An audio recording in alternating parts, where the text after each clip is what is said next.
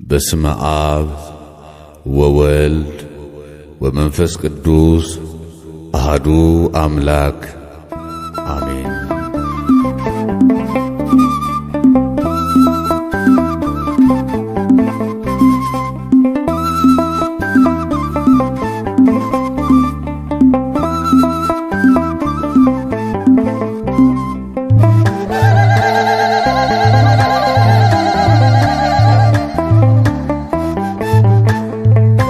በስመ አብ ወወልድ ወመንፈስ ቅዱስ አሐዱ አምላክ